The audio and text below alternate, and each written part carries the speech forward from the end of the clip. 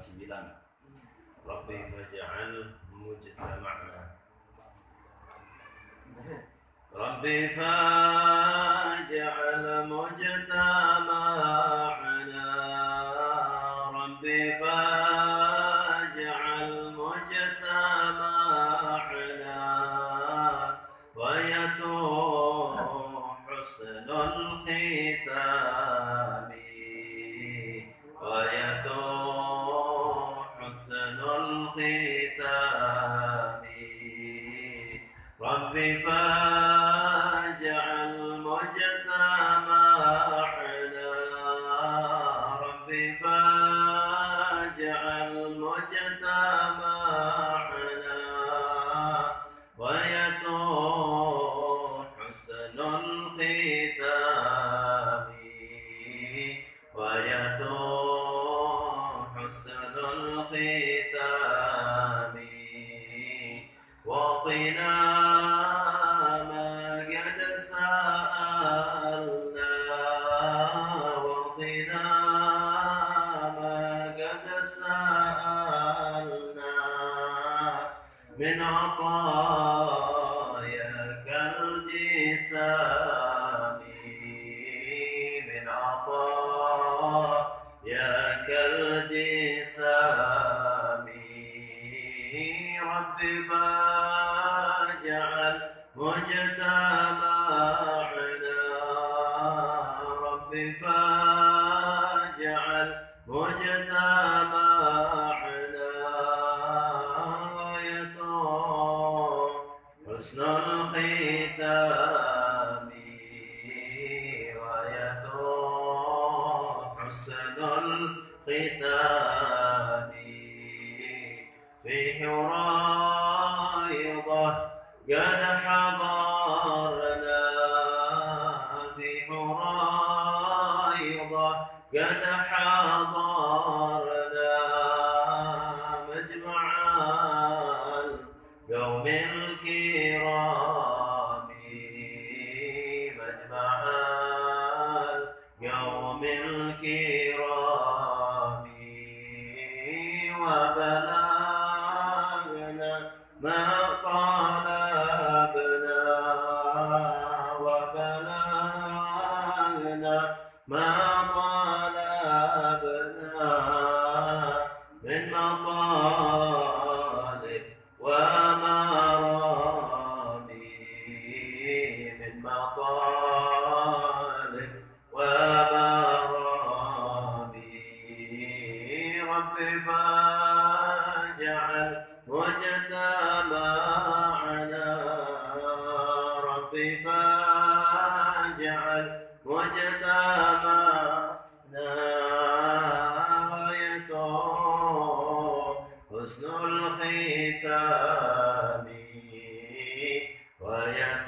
ويتوب حسن الختام نال كل ما تمنى نال كل ما تمنى عند هاتيك الختام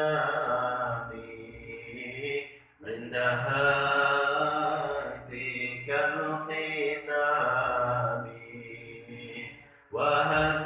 وهزار الأنس غنى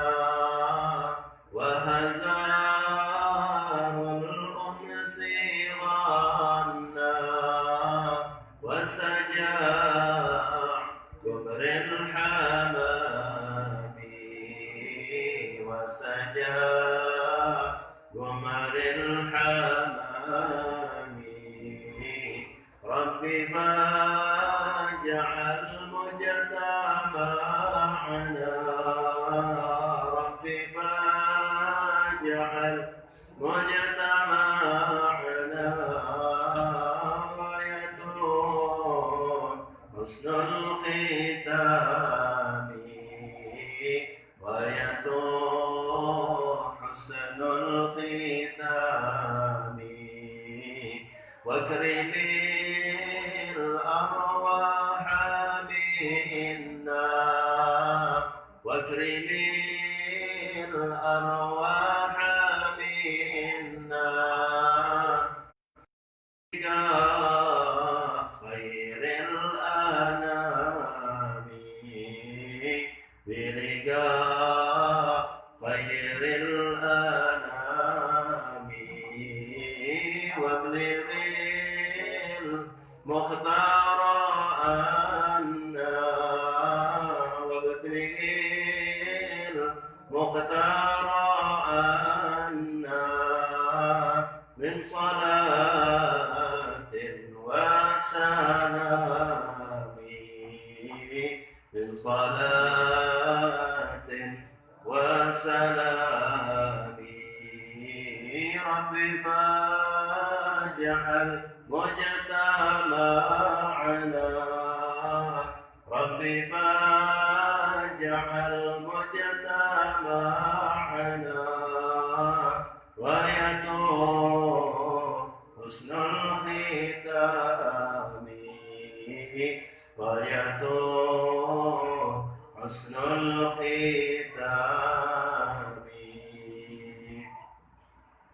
بسم الله الرحمن الرحيم. الفاتحة لرضا الله تعالى وسيدنا محمد صلى الله عليه وسلم ولروح سيدنا أحمد الإسحاق وسيدنا أحمد رسول الله وأصحاب رسول الله وأزواج رسول الله والتابعين وتابع التابعين ومن تبعهم بإحسان إلى يوم الدين ثم إلى أرواح كافة أولياء تعمل من مشارق الأرض إلى مغاربها خصوصا إلى روح صاحب الكتاب الإمام عبد الله بن حسين بن طاهر باعلوي والإمام عبد الله بن عمر بن يحيى والإمام سالم بن عبد الله بن إسماعيل والإمام الغزالي والإمام النووي والإمام محمد النووي الجابر البلتني ثم إلى روح سيدنا محمد بن عيسى وسيدنا المعظم التقي المقدم محمد بن علي باعلوي وأصولهم وفروعهم أن الله لا ينفعنا ببركاتهم وأسرارهم وعلومهم ونفحاتهم في الدين والدنيا والآخرة والحقنا بهم في خير وفي وعافية ثم إلى أرواح آبائنا وأمهاتنا وأجدادنا وجداتنا وجميع حقوق علينا أجمعين ولجميع المسلمين والمسلمات والمؤمنين والمؤمنات خصوصا إلى روح الحبيب حسين Hasan bin Husain Abu Futain. Belum dia tahu di bawah itu bawa mobil itu ada anak kucing ada anak kucing Sat. Ada anak kucing di bawah. Iya. Husain ya sih.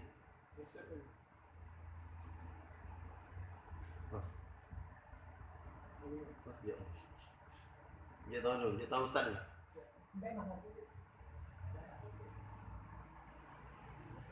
Kan dia tahu dah. Baik kucing. Lagi baik.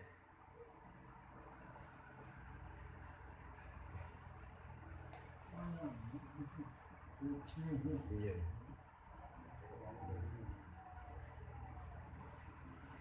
Khususan ila Habib Hasan bin Husain Abu Futain. أن الله يغفر لهم ويرحمهم ويسكنهم الجنة برحمته والدينا ووجه خاص وجميع أمواتنا والمسلمين عامة. ثم علانيته أن الله يفتح علينا فتوح العارفين ويفقهنا في الدين ويهدينا إلى سواء السبيل وأن الله يرزقنا الفتوح والمنوح والرسوخ وصلاح القلب والجسد والروح وعتقد النصوح. وأن الله يغفر ذنوبنا ويسر قلوبنا ويشف كروبنا ويقضي حاجتنا ويسع أرزاقنا وينور قلوبنا. أن الله يحفظنا ويحفظ أهلنا وأولادنا وبناتنا من تيار الفساد ويسلك بنا وبهم سبيل الهدى والرشاد ويؤمن العباد والبلاد وينصر الإسلام والمسلمين ويؤيد هذا الدين ويهلك الكفرة والمبتدعة وسائر المفسدين أعداء الدين ويرفع عنا الغلاء والبلاء والقهر والحمى والجب والجور والظلم وجميع أنواع الفتن والمحن ما ظهر منها وما بطن. وأن الله يشفينا ويشفي أهلنا وأولادنا وبناتنا ويشفي الأوصان بالشفاء. أن الله يشفينا ويشفي شفاء عاجلا شفاء تاما شفاء لا يوجد بعدها سقما ولا ألما. وأن الله يحفظنا ويسلمنا ويرفع عنا من حمى الكورونا. وأن الله يحفظنا ويسلمنا ويرفع عنا من شر فتنة الزمان ومن فتنة المحيا والممات ومن فتنة المسيح الدجال. على هذه النيات وأن الله يرزقنا وجميع المسلمين لأداء فرض الحج والعمرة ولزيارة خير الأنام صلى الله عليه وسلم في هذا العام وفي كل عام على هذه النية وعن صالحة وعلى ما نوى عليه أسلافنا الصالحون وإلى حضرة النبي سيدنا محمد صلى الله عليه وآله وصحبه وسلم. الفاتحة. أعوذ بالله من الشيطان الرجيم. بسم الله الرحمن الرحيم. الحمد لله رب العالمين الرحمن الرحيم مالك يوم الدين. إياك نعبد وإياك نستعين. اهدنا الصراط المستقيم صراط الذين أنعمت عليهم غير المغضوب عليهم ولا الضالين. آمين. بسم الله الرحمن الرحيم. نويت التعلم والتعليم والتذكر والتذكير والنفع والانتفاع والإفادة والاستفادة والحث على التمسك بكتاب الله وسنة رسوله صلى الله عليه وسلم والدعاء إلى الهدى والدلالة على الخير ابتغاء وجه الله ومرضاته وقربه وثوابه. السلام عليكم ورحمة الله وبركاته.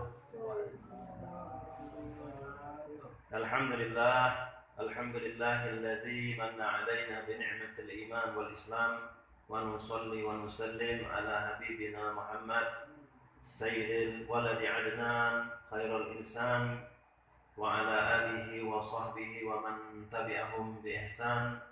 اللهم صل على سيدنا محمد ما اتصلت العيون بالنظر وتزخرفت الأرضون بالمطر وحج حاج واعتمر ولبى وحلق ونحر وطاف بالبيت العتيق وقبل الحجر وعلى آله وصحبه وسلم. أما بعد. معاشر الحاضرين والمستمعين الميامين رحمكم الله. Alhamdulillah. Alhamdulillah, bersyukur kita kehadiran Allah Subhanahu wa taala atas nikmat yang senantiasa dilimpahkan oleh Allah Subhanahu wa taala kepada kita, sehingga kita kembali diizinkan oleh Allah di dalam segala kemudahan, di dalam kesehatan, di dalam ketenangan hati, diizinkan oleh Allah Subhanahu wa taala untuk dapat kembali berkumpul di sore hari Senin, hari yang dinisbahkan dengan hari kelahiran Nabi Muhammad SAW, yaitu kita semua duduk bersama berupaya mempelajari syariat-syariatul Islamiyah yang disampaikan oleh junjungan kita Nabi Muhammad SAW, yang tidak lain dan tidak bukan kita mempelajari ilmu-ilmu yang diwariskan oleh beliau ini semata-mata untuk mendapatkan keridhaan Allah, ridhonya beliau Nabi Muhammad SAW, untuk menjadikan diri kita ini pribadi-pribadi yang benar dalam melakukan ibadah kepada Allah Subhanahu wa taala, sehingga amal ibadah yang kita lakukan, baik amal ibadah tersebut adalah sesuatu yang merupakan kewajiban kita untuk kita lakukan, daripada sholat kita yang 5 waktu, daripada puasa kita bulan Ramadan, ataupun ibadah-ibadah wajib yang lainnya, ataupun ibadah-ibadah sunnah yang kita lakukan, itu menjadi ibadah yang diterima oleh Allah, dan bukanlah menjadi ibadah yang kita lakukan tersebut ibadah yang sia-sia atau ibadah yang disebabkan tidak ada landasan ilmu, yang mana ibadah semacam ini adalah ibadah yang tertolak, tidak diterima oleh Allah Subhanahu wa taala. Oleh karenanya, ma'asyiral hadirin, usikum wa nafsi, saya wasiatkan kepada diri saya sendiri dan antum sekalian, marilah senantiasa kita memperbaiki niat, senantiasa kita memperbaiki hati kita di dalam menghadiri majelis-majelis taklim. Jangan ada tujuan-tujuan yang lain terkecuali memang benar kita berupaya untuk menjadikan diri kita orang yang mengetahui ilmu untuk kita melakukan ibadah, dan bukan tujuan-tujuan yang lain. Waliyadzubillah, sampai-sampai tujuan di dalamnya ada tujuan-tujuan yang buruk yang menginginkan urusan-urusan duniawiyah. Ma'asyiral hadirin rahimakumullah wa wafaqakumullah. Ya, nak masuk. Amin. Jalan.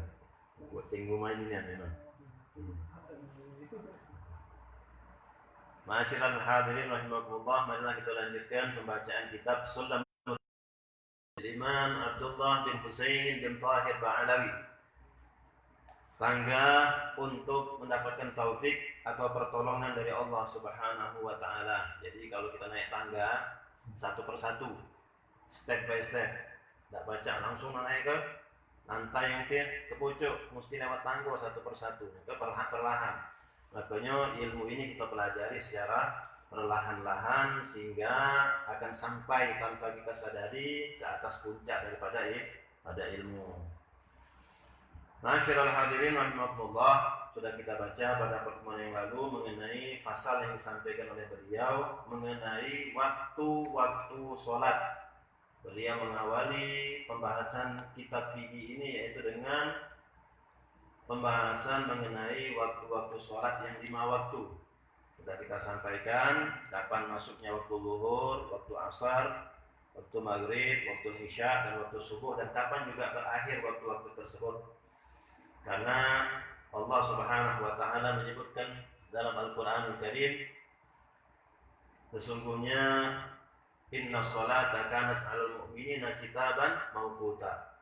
Sesungguhnya yang namanya sholat itu bagi orang-orang yang beriman adalah telah ditetapkan waktu-waktunya, yaitu sholat yang 5 waktu khususnya, ataupun sholat-sholat sunnah yang memang sudah juga ditetapkan waktunya. Sholat sunnah hari raya Idul Adha boleh tak kita lakukan di hari biasa, bukan tanggal 10 Zulhijjah, tak baca mesti tanggal 10 Zulhijjah, dan ada waktu-waktunya. Nanti habis zuhur belang ada sholat ni. Habis zuhur atau habis Jumat beneran habis sholat Jumat kami wong kita sholat hari-hari habis hari Jumat tidak baca karena sudah ada waktunya. Ada sholat yang tidak terpaut dengan waktu. Kapan kita pengen sholat kita sholat, seperti sholat mutlak atau sholat yang berkaitan dengan keadaan masuk masjid. Kaitannya apa dia? Masuk masjid. Kalau sudah masuk masjid, baru terkena waktu untuk sholat. Baru masuk waktu sunnah tahiyatul masjid. Anak masjid, yang tahiyatul masjidnya di rumah, boleh apa tidak? Tak boleh. Bukan masuk, belum masuk masjid. Jadi sudah ada waktu-waktunya tersendiri. Baik itu sholat-sholat yang wajib maupun sholat-sholat sunnah. Kemudian beliau menyampaikan kepada kita di dalam pasal yang berkaitan dengan waktu-waktu sholat tersebut. Beliau menyebutkan qala al-Imam Abdullah bin Husain bin Tahir fi kitabih Sulamit Taufiq ila an qala fatajibu hadhihi al-furu' fi awqatiha ala kulli muslimin balighin ajilin tahirin. Fayahrumu taqdimuha ala waqtiha wa ta'khiruha anhu li ghairi udhrin. Setelah beliau menyampaikan mengenai waktu-waktu sholat tersebut, yaitu sholat-sholat yang wajib, beliau menyebutkan kepada kita, fatajibu hadhil furu'. Maka kata beliau, wajib untuk melakukan sholat-sholat yang 5 waktu tersebut di dalam waktu-waktunya. Di dalam waktu-waktunya, sholat zuhur di waktu zuhur, sholat asar di waktu asar, sholat maghrib di waktu maghrib, dan seterusnya. Wajib melakukannya kapan? Di waktunya tersebut, bukan di waktu yang lain, kecuali ketika terkena uzur-uzur sholat, seperti orang yang musafir, boleh dia sholat zuhur di waktu asar, atau justru dia majukan sholat asar dimasukin di waktu zuhur, atau maghrib dan isya, maghrib diakhirkan waktu isya, atau isya dimajukan di waktu maghrib. Itu di dalam sholat-sholat yang diuzurkan ketika mereka orang melakukan musafir, atau orang yang dalam keadaan sakit, atau orang yang di dalam keadaan syiddatul khauf, misal dalam peperangan, dalam keadaan takut, dan memungkinkan kalau seandainya kita nak menunggu di waktu berikutnya tidak memungkinkan, sedangkan kesempatan sholat ada saat inilah, boleh orang tersebut dia melakukan jamak dikarenakan syiddatul khauf tersebut atau dikarenakan rasa takut tersebut. Jadi banyak juga kemungkinan, tapi dengan sebab uzur. Kalau tanpa uzur, maka tidak diperbolehkan memindahkan sholat-sholat yang sudah ditetapkan waktunya di waktu-waktu yang berbeda atau di waktu yang lain. Kalau tanpa uzur. Bagi siapa? Bagi seluruh kaum muslimin. Ya, tentunya yang namanya sholat itu cuma dilakukan oleh orang muslim. Kenapa beliau tegaskan dengan kalimat ini ala kulli muslimin? Dijelaskan oleh Al-Imam Muhammad An-Nawawi Al-Qantani, sesungguhnya bagi mereka orang-orang yang kufur, orang yang dia pernah murtad, wal'iyadzubillah, kita berlindung pada Allah jangan sampai terkena yang namanya ar-riddah atau kemurtadan. Orang yang pernah murtad, misal dia muslim awalnya, pertama dia muslim, kemudian orang tersebut murtad, suatu ketika dia bakal balik lagi ke dalam Islam, misal dia balik lagi dalam Islam. Orang yang semacam ini dia wajib mengqadha sholat, wajib. Berapa tahun dia murtad? Setahun itu mesti dia qadha, diulangkan sholatnya. Berapa lama kalau murtad? Setahun, 2 tahun, 3 tahun. Na'udzubillah min dzalik. Balik lagi ke Islam, dia wajib mengqadha seluruh sholatnya tersebut. Nah, meskipun orang yang dalam keadaan murtad tadi, kalau suatu saat dia bakal masuk lagi dalam Islam, sesungguhnya dia wajib melakukan sholat pada waktu tadi itu. Meskipun nantinya ketika dia sudah masuk lagi dalam Islam, kapan dia hendak melakukan qadha sholatnya jatuhi. Meskipun aku nih pacaknya waktu zuhur tuh nak banyak mengqadha sholat.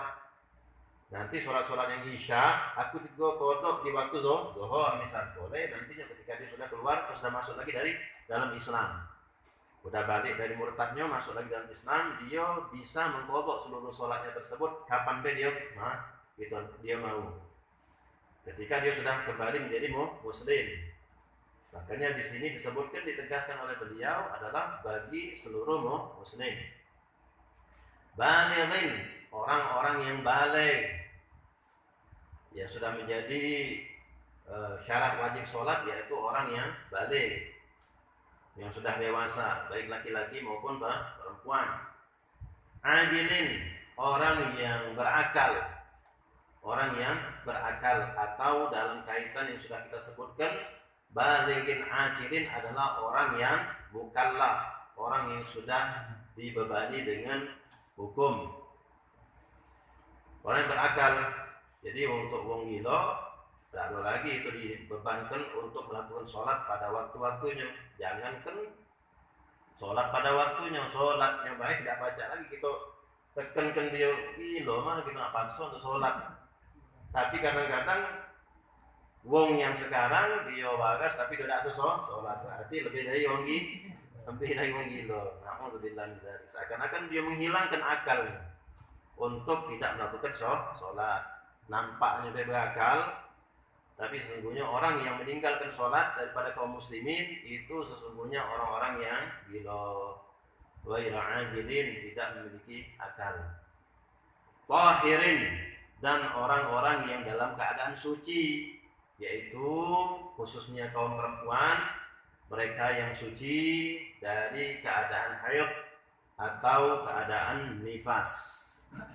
Jadi keempat kategori orang yang disebutkan oleh beliau ini, yaitu muslim, baligh, ajilin, orang yang berakal, tahirin, bagi perempuan yang suci dari haid dan nifas, maka wajib bagi keempat kriteria orang ini dia melakukan sholat yang wajibnya pada waktunya masing-masing. Selanjutnya beliau menyampaikan fayahrumu taqdimuha ala waqtiha wa ta'khiruha anhu li ghairi udhrin. Maka kata beliau diharamkan orang-orang tersebut untuk mendahulukan pelaksanaan sholat, mendahulukannya bukan pada waktunya. Dan juga diharamkan bagi orang tersebut untuk mentakhirkannya atau mengakhirkan sholat tersebut bukan pada waktunya tanpa uzur. Semayang maghrib kayak mayanglah asar ini adalah nyepetkan. Tak boleh. Karena masing-masing sholat tersebut sudah ada waktunya. Atau mengakhirkannya, kaget belah, akhir belah sholatnya. Akhir belah, kaget belah, sholat asar ini tanggung dikit lagi, kejar lagi maghrib belah. Bangunkan di waktu maghrib tidak baca. Apa dia hukumnya? Fayahrumu haram.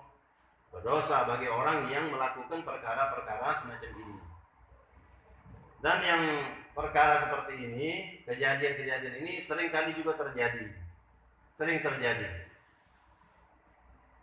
Kemudian dikatakan, kata Al-Imam Muhammad An-Nawawi Al-Jawi di dalam pembahasan beliau mengenai apa yang disampaikan oleh Al-Habib Abdullah bin Husain Al-Tahir ini, bagi kita yang sudah masuk ke dalam waktunya, sudah masuk, bagi kita atau kaum muslimin baligh, akil dan tahir ini, kita ini ketika sudah masuk waktu sholat, katakanlah sholat asar tadi, ada dua pilihan yang harus kita lakukan, dan hukum pilihan ini adalah wajib. Ada dua opsi, dan kedua opsi ini kita mesti pilih dan hukumnya wajib. Berarti kalau kita tinggalkan berdosa. Apa dia? Ketika sudah masuk waktu zuhur atau waktu apapun dalam keseharian kita sholat yang lima waktu, yang pertama, pilihan pertama, wajib untuk segera melakukan sholat tersebut. Ini pilihan yang pertama. Kemudian pilihan yang kedua adalah al-azam. Apa dia al-azam? Memiliki kemauan yang keras untuk kita melakukan sholat tersebut pada waktunya. Dua pilihan ini. Ini dua pilihan. Tentunya yang paling afdol adalah kita mendahulukannya. Jadi kalau sudah masuk waktu zuhur, kita melakukan persiapan sholat, termasuk melakukan sholat sunnah, dan segera melakukan waktu sholat zuhur, atau sholat asar, atau sholat maghrib, isya dan subuh. Jadi kalau sudah masuk waktunya, dua opsinya. Apakah pertama kita melakukan sholat langsung di waktu tersebut, di awal waktu, atau yang kedua, ketika kita memiliki halangan, tidak bisa melakukan di awal waktu, yang kedua adalah kita punya azam dalam hati, kemauan keras, kemauan kuat, sesungguhnya kita akan melakukan sholat tersebut pada waktunya. Jadi masuk waktu azan harbi di masjid, masuk waktu zuhur, waktu asar, belum baca sholat, kita langsung ke masjid. Kita ke masjid atau nak sholat di rumah, kita dalam hati memiliki keinginan kuat, ya Allah, aku hendak melakukan sholat zuhur atau sholat asar atau sholat yang lain di waktu asar inilah, di waktu zuhur inilah, di waktu maghrib inilah, di waktu tersebut. Hukum kedua opsi ini wajib.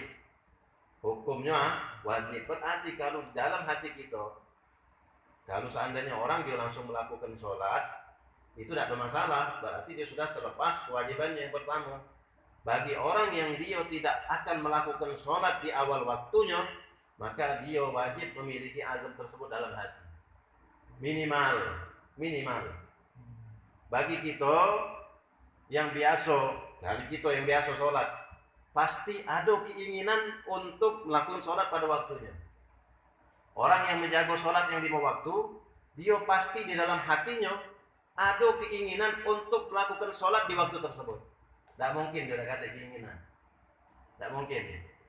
Tapi berbeda kalau orang yang dia sholatnya bolong-bolong, jagang-jagang sholat, ketika dia mendengarkan waktu azan atau masuknya waktu tersebut, kemungkinan orang ini tetap lalai. Dia tidak memikirkan masalah sholat pada waktu tersebut. Tapi bagi orang yang menjaga sholat yang lima waktu, dia pasti punya keinginan dalam hatinya untuk melakukan sholat pada waktu tersebut. Jadi walaupun dia tidak melapaskan atau melintas ke dalam hatinya, aku berkemauan untuk melakukan sholat pada waktu ini. Orang yang biasa menjaga sholat, pasti dia sudah melakukan hal tersebut. Bagi orang yang jarang-jarang melakukan sholat, orang tersebut akan tetap lalai. Dan ketika orang tersebut lalai, tidak memiliki kemauan yang kuat untuk melakukan sholat pada waktu tersebut, maka wong yang macam ini dia berdosa. Jadi opsi ini mesti ada pada diri kita.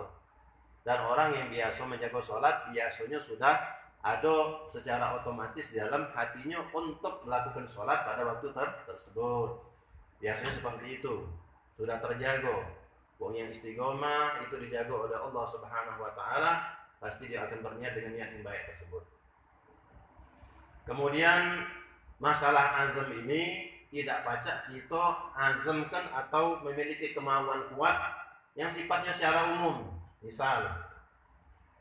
Misal kata ulama, ketika seseorang dia masuk ke dalam usia baliknya, jika masuk dalam usia balik dia memiliki kemauan, ya Allah aku berkemauan untuk melakukan sholat yang 5 waktu pada waktunya seumur hidup aku. Tak baca, tidak bisa, karena yang namanya azam ini mesti ketika sudah masuk waktunya. Kemauan ini untuk sholat mesti ada ketika sudah masuk waktunya. Tak baca, misal hari ini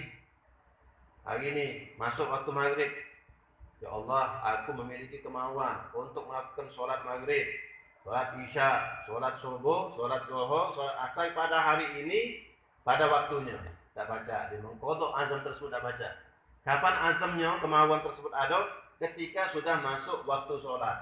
Tak baca, dia wakilkan atau dia gabung kemauan tersebut dalam satu waktu. Atau seperti orang yang dia berniat, ya Allah aku punya kemauan keras untuk melakukan amal-amal soleh sepanjang umurku.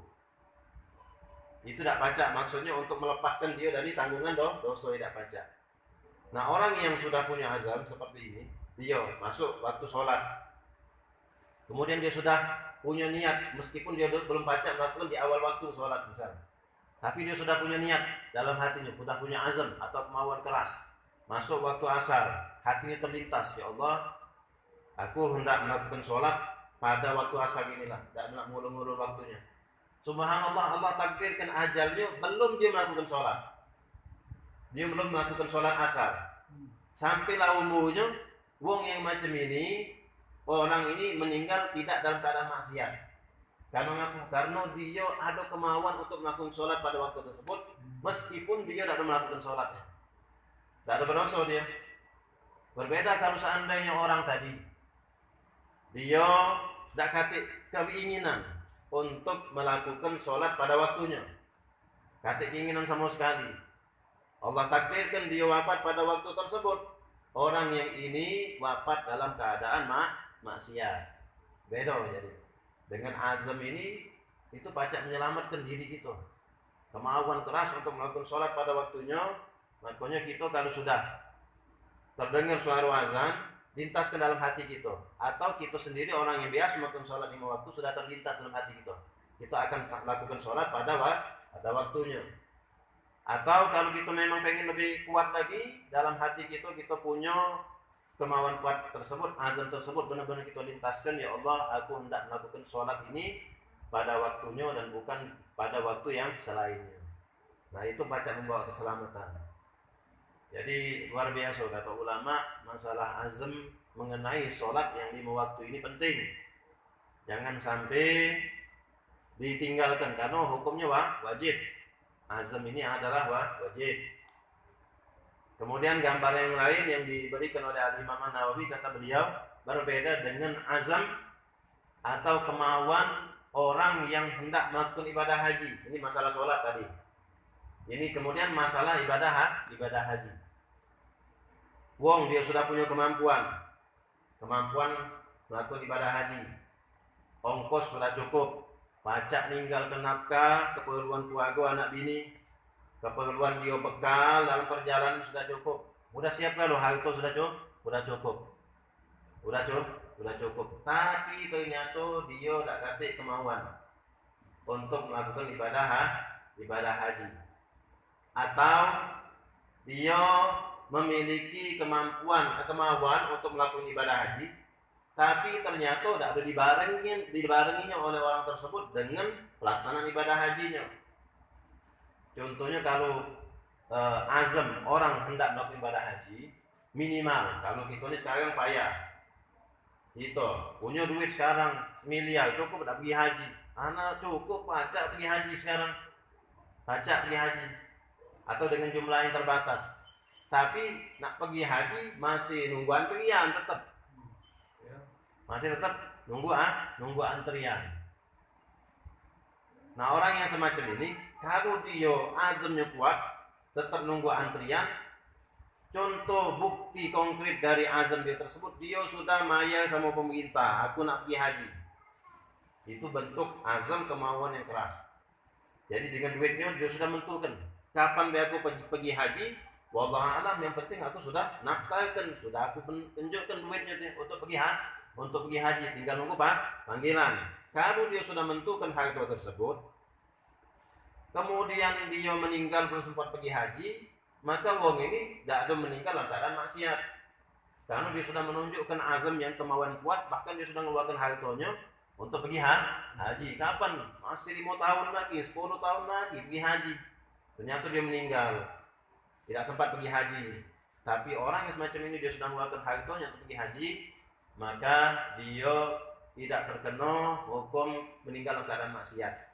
Tapi kalau sekadar dia tidak pergi haji itu, insya Allah pergi haji, tapi tak kata gerakan sama sekali. Duit sudah cukup, kabarnya banyak, harta jual mobil sih kok cukup pergi haji. Dia kan nak pergi haji, tapi tak kata konkretnya. Duit tetap simpennya. Batas ngomong baik, azamnya, kuatnya pergi haji, tapi tak bentukkan duit. Wa subhanallah, Allah takdirkan dia wafat. Orang yang macam ini wafat dalam keadaan maksiat. Karena apa? Dia mengulur-ngulur kewajiban haji, padahal dia sudah mampu untuk melakukan ibadah haji. Na'udzubillah min dzalik.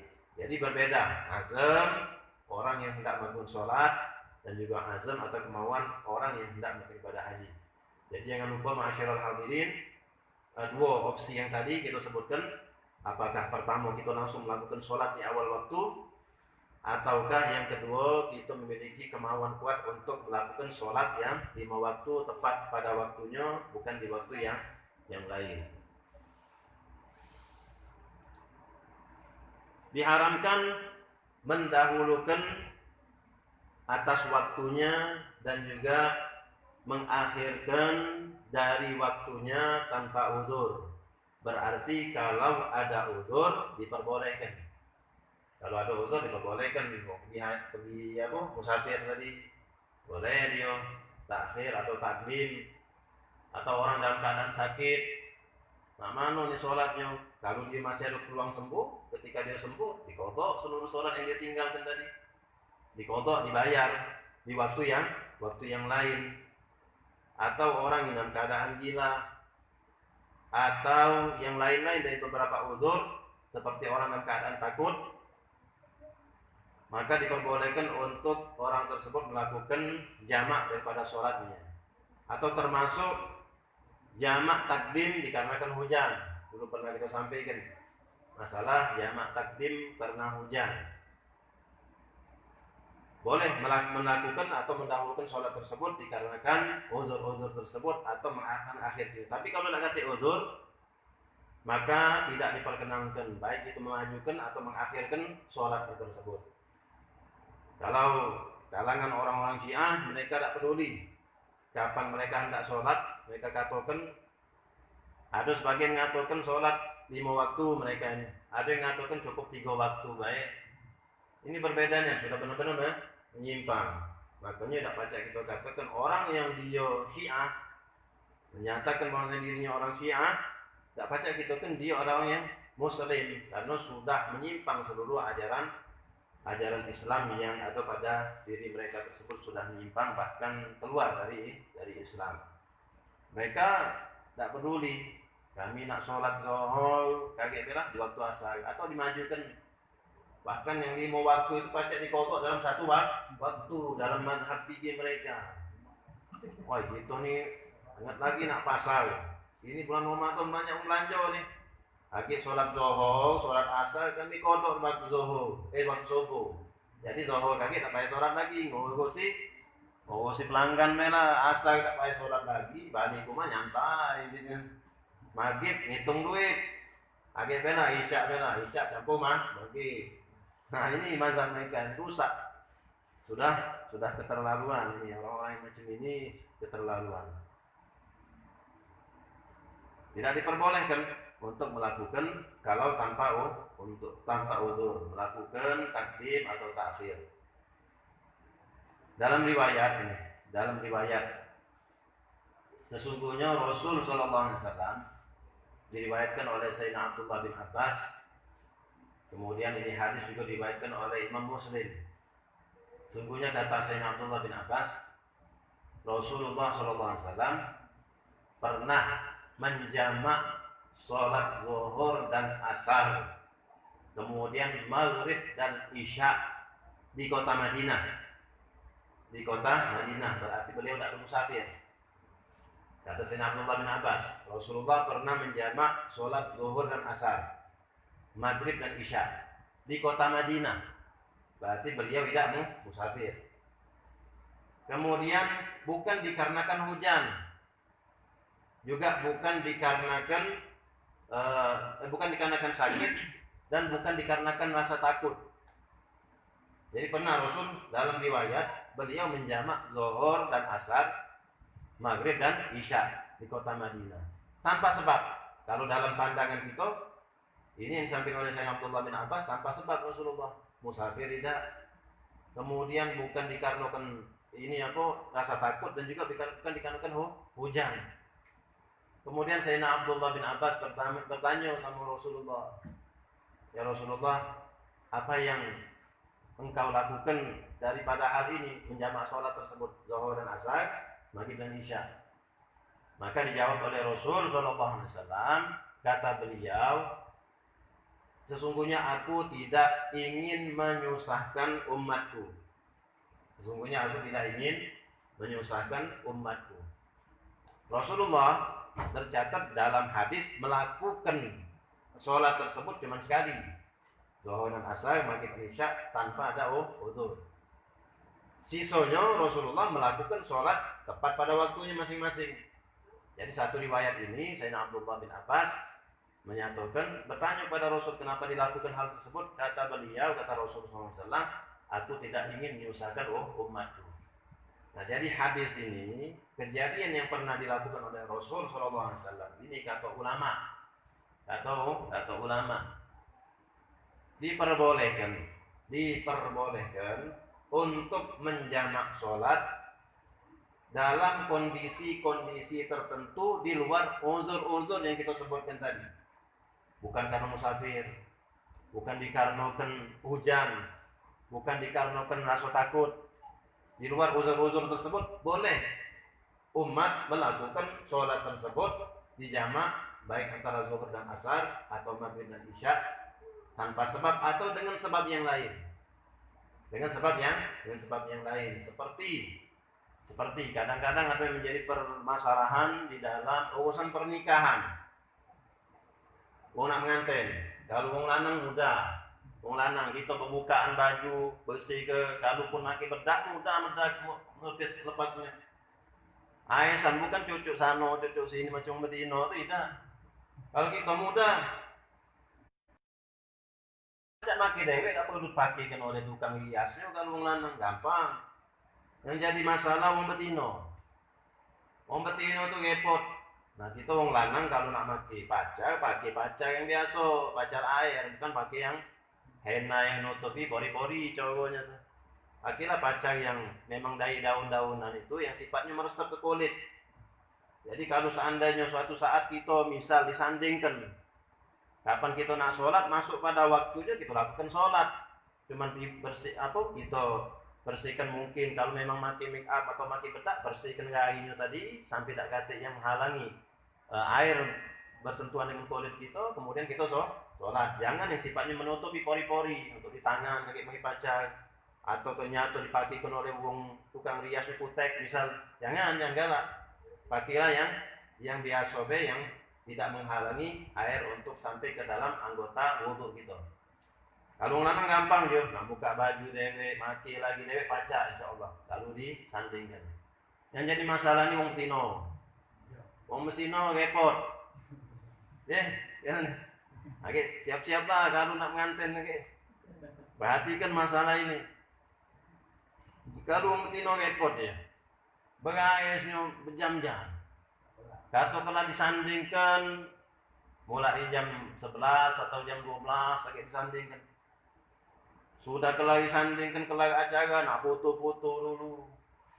Nak foto-foto dulu sampailah kadang-kadang orang tersebut, si perempuan tadi, dia tak pacak melepaskan pakaiannya, tak pacak membersihkan make upnya sampai masuk waktu asar. Biasanya kapan? Pagi. Mesen sama wong tukang rias, kapan kamu pacaknya? Kami banyak tender kayak gini, habis lebaran ini banyak undangan suruh rias. Kami pacaknya kalau nak ngerias kamu tuh dari jam 9 pagi misal. Soalnya jam 10, jam 11 itu sudah ada di tempat lain, mesti datanglah dari tadi berais dari pagi. Kapan disandingkannya? Atau kalau habis dari berais jam 11, 12 masuk waktu zuhur. Asik terus urusan pengantin, banyak tamu, kemudian foto-fotonya belum lagi nak membersihkan make up kayaknya. Terus sampai akhirnya masuklah waktu asar. Berarti zuhur lewat. Zuhurnya lewat. Itu pun kalau memang sampai asar, baca memungkinkan untuk dia melakukan sholat asar nantinya. Ini kaget tak tahu begeget sampai maghrib belum kelar, ini lagi kelar acara. Kemudian, kami ini make up nak 2 juta, 3 juta, sayang. Baru berapa jam sudah dihapus, make up bagus pula ini. Make up bagus, jadi sayang ini ngasih kaget kena sayang. Gek malam gek bakal ada acara lagi, misal. Tinggal ganti baju misalnya kan. Maghrib lewat juga asar. Akhirnya banyak yang dikorbankan. Padahal yang namanya pernikahan itu waktunya untuk wong memulai hidup yang baru. Ternyata kalau wong tersebut, si pengantin tadi, baik laki-laki maupun perempuannya tidak peduli dia masalah sholat, berarti dia mengawali pernikahannya dengan perbuatan maksiat. Berarti dia mengawali pernikahannya dengan perbuatan maksiat. Mak mana dapat ridha dari Allah? Kata Imam Al-Ghazali, man tabat bidayatuhu tabat nihayatuhu. Orang yang pertamanya bagus, maka sisunya akan bagus juga. Orang yang buruk di pertama kalinya, yaitu orang yang meninggalkan sholat misalnya dalam pernikahannya, berarti rentetan daripada pernikahannya, na'udzubillah, termasuk pernikahan juga ya yang buruk. Nah, bagi yang belum atau hendak melakukan pernikahan, nah ini mesti menjadi perhatian bagi kita. Jadi hadis yang kita sampaikan tadi, yang dari Sayyidina Abdullah bin Abbas, pernah Rasul menjamak sholat zuhur, asar, dan sholat maghrib dan isya dalam pandangan hadis tersebut tanpa uzur. Kata ulama, boleh dipakai dalil ini, tapi bukan untuk dilakukan terus-terusan. Berarti yang dilakukan oleh orang Syiah tadi. Ini hadis ini, pacak berarti kita melakukan sholat zuhur, asar, gabung, atau sholat maghrib isya di jamak. Kata mereka lakukan terus-menerus. Tapi kata ulama kita, Ahlussunnah wal Jamaah, Syafi'iyah, boleh hadis ini digunakan, tapi dalam kondisi-kondisi tertentu dan tidak boleh dilakukan terus-menerus. Contohnya kapan? Contohnya ketika urusan pernikahan. Contohnya untuk urusan pernikahan. Dengan catatan, yang dilakukan oleh Rasul itu adalah sholat jamak, bukan sholat qadha. Ingat, sholat jamak diriwayatkan dalam hadis tersebut adalah sholat jamak, menggabung antara zuhur dan asar atau menggabung antara maghrib dan isya. Itu yang pertama, catatannya adalah sholat jamak, bukan sholat zuhur. Kemudian dijabarkan lagi oleh Al-Imam Abdullah bin Alawi bin Muhammad Al-Haddad mengenai penjelasan hadis ini. Kata Al-Imam Abdullah bin Alawi Al-Haddad, khususnya bagi urusan orang yang hendak menikah. Bagi orang yang hendak menikah, ya minimal nian seumur hidup sekali. Jangan tidak mau sekali menikah. Paling banyak 4 kali lah. Kalau masih hidup galau-galau. Paling banyak 4 kali. Jadi ini adalah perkara-perkara yang jarang. Ketika dilakukan sekali di dalam urusan pernikahan ini, Yang pertama hukumnya dijamak sholat tersebut. Kata Imam Abdullah Al-Haddad, kapan mulainya? Biasanya yang menjadi kendala adalah masalah, katakanlah sekarang masalah make up. Masalah make up. Make up itu yang biasa dipakai oleh perempuan tidak tembus ke kulit, tidak tembus itu.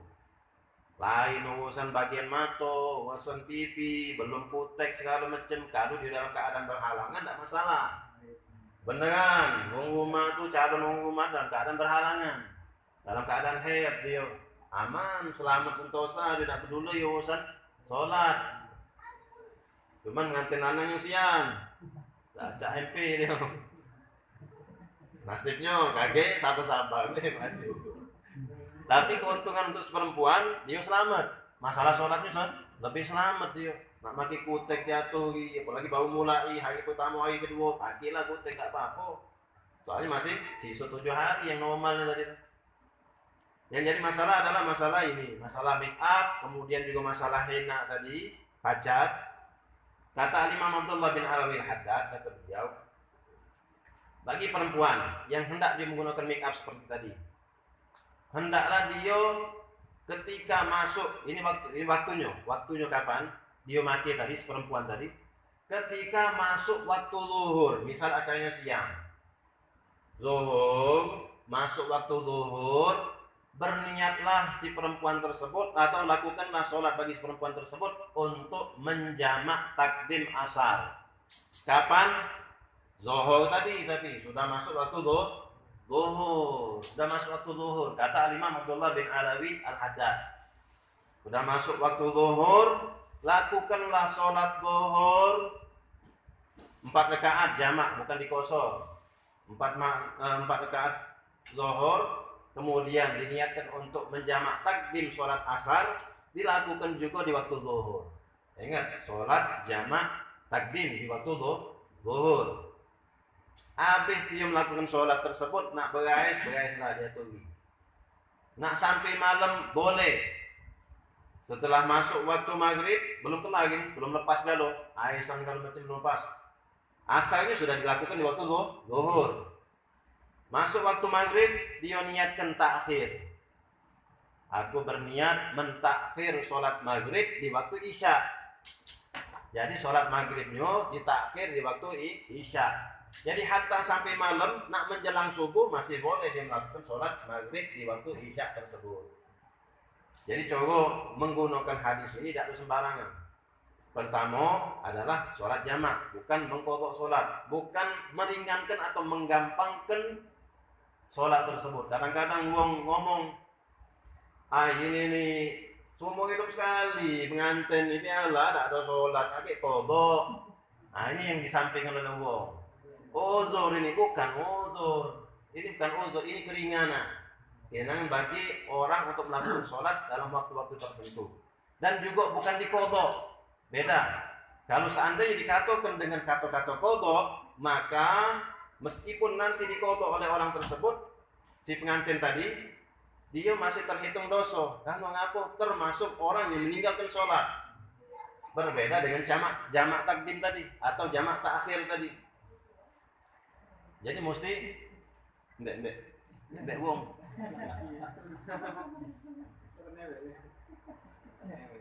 Nah, lagi pula. Jadi ingat ya, jamak takdim nantinya di waktu malam, jamak takhir. Kapan waktu jamak takdimnya? Ketika sudah masuk waktu zuhur.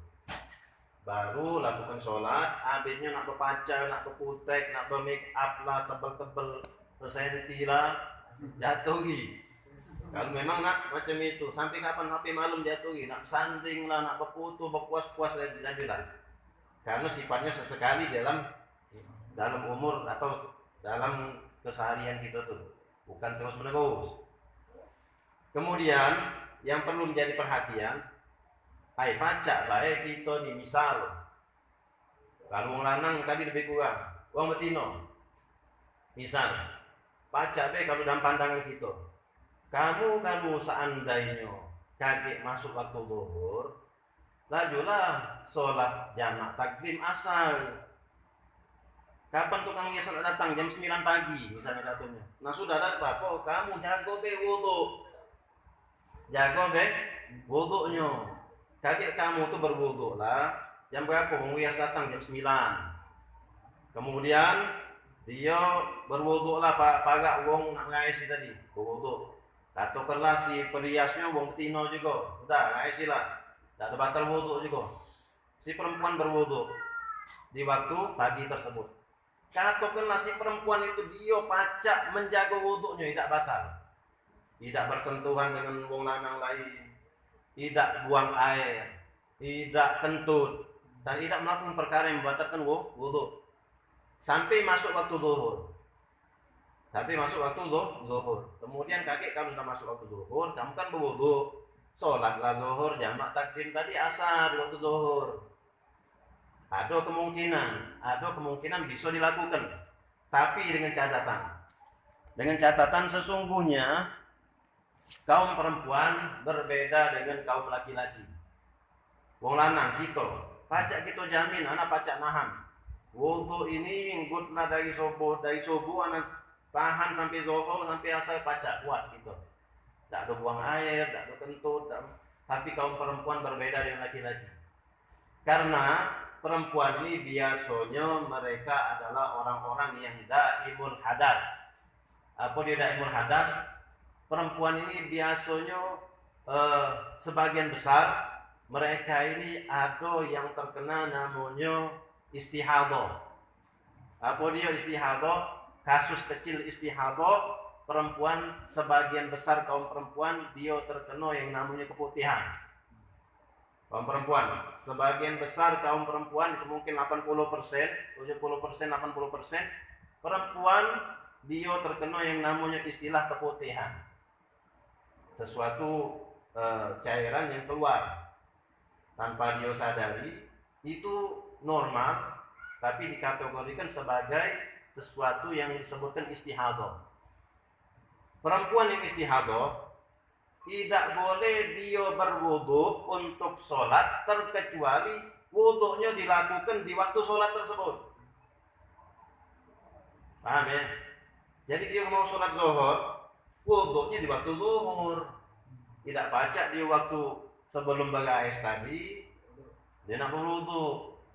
Tahan kenyal wudu. Inti istihadah apa tidak? Putihan apa tidak? Yo anak putihan tak pacak. Makanya Imam Abdullah Al-Haddad ngatakan berais napa zuhur. Kenapa Imam Haddad ngatakan pas zuhur? Karena beliau tahu perempuan itu sebagian besar mayoritas mereka terkena yang namanya istihadah, keputihan. Jadi tak pacak dia berwudu sebelum berais, tahan kenyal sampai waktu zuhur mau sholat. Kecuali memang dia meyakini aku ini alhamdulillah kata perempuan tadi. Alhamdulillah aku termasuk orang yang bersih. Tidak terkena yang namanya keputihan. Kalau seandainya dia pacak, dia benar bersih daripada yang namanya istihadah atau keputihan tadi, dia boleh melakukan ini. Jatuhilah berwudu, jagolah wudu jangan sampai batal di pagi hari tadi. Sampailah zuhur, masuk waktu zuhur, inti mau sholat zuhur, kemudian jamak takdim asar jatuhi. Kakek masuk waktu maghrib, inti takhir waktu maghrib waktu isya.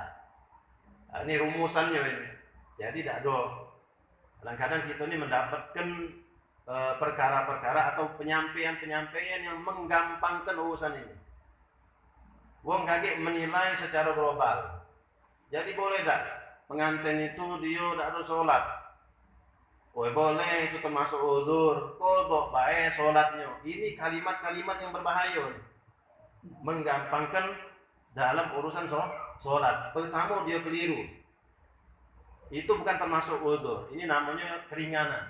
Keringanan bagi orang yang melakukan pernikahan tadi. Kemudian bukan di kodok. Ingat, di hukumnya adalah di jamak takdim atau jamak takhir ketika untuk di waktu malamnya. Dengan ketentuan-ketentuan yang sudah kita sebutkan tadi. Jadi mesti diperhatikan dan memang mesti dijelaskan karena mungkin nanti antum-antum sekalian ini bakal mendapati apa yang bakal terjadi. Nah ini penting dalam kehidupan kita karena memulai dari kehidupan itu hendaklah dengan sesuatu yang diridhoi oleh Allah. Jangan sampai kita menggampangkan masalah ini. Kadang-kadang jangankan urusan pernikahan, urusan wisuda, apa macam itu. Wisuda. Berebut di salon lagi kami. Kalau dulu tuh ingatnya gitu, kakak-kakak gitu nak wisuda. Kapan guys masang sanggul segala macam pagi-pagi atau subuh-subuh kadang-kadang. Iya, udah berebut ngapo kami, seluruh Palembang yang wisuda kalau berais kalau sampai akhir tidur terungkup. Ngapo? Nak tidur baring, mau baca ada sanggul. Tidur terungkup. Ya Allah, gitu aja. Jadi gara-gara adat, gara-gara kebiasaan akhirnya meninggalkan syariat. Nah, macam itu juga yang namanya pernikahan, jangan sampai sanding-sandingan, foto-fotoan, duduk di kuade, itu adat kalau. Adat, kebiasaan. Tempat kita lain, wong Padang lain lagi, wong Jawa lain lagi, atau di Hadramut juga lain lagi. Jawa-jawanya lah berbeda. Tapi jangan sampai adat ini merusak syariat. Jangan sampai adat melampaui atau melangkahi syariat. Karena bisa menjadi atau mendapatkan kemurkaan dari Allah Subhanahu wa taala. Kalau di Hadramut mereka menjago syariat ini, mereka jago. Jangan sampai pernikahan atau permulaan pernikahan tersebut dinodai dengan perbuatan maksiat. Wallahu Subhanahu wa taala alam. Mudah-mudahan bisa dipahami dan mudah-mudahan menjadi pegangan bagi kita semua dalam menghadapi beberapa problematika dengan apa yang disampaikan oleh Al-Imam Abdullah bin Husain bin Tahir. Insyaallah selanjutnya mengenai pembahasan masalah kewajiban ini kita baca pada pertemuan yang akan datang. Wallahu subhanahu wa ta'ala alam. Kita akhiri majelis kita tutup dengan membaca qasidah Ya Rabbu Ya Karim. Ya Rabbu Ya Karim, Ya Hayyu Ya Qayyum, Ya Man Bina Rahimu, wa Fadluhu Alimu, Ya Sami'an Su'ali, wa Rafi'as Samai, Al-Afwan Hassani.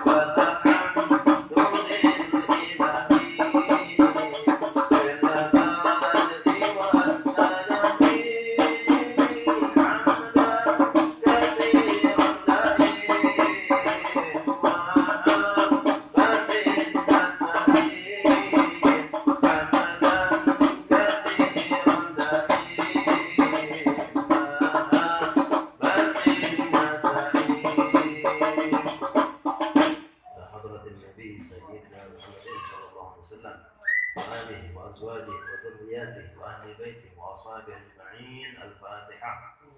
أعوذ بالله من الشيطان الرجيم. بسم الله الرحمن الرحيم. الحمد لله رب العالمين الرحمن الرحيم مالك يوم الدين. إياك نعبد وإياك نستعين. آمين آمين آمين يا الله يا رب.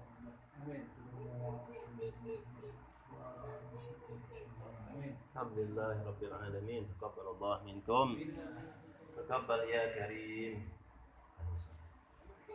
Ini Wirdul Kabir dari Imam Syekh Bakar bin Salim di Musalla Al-Kautsar 10 Hijriah Palembang.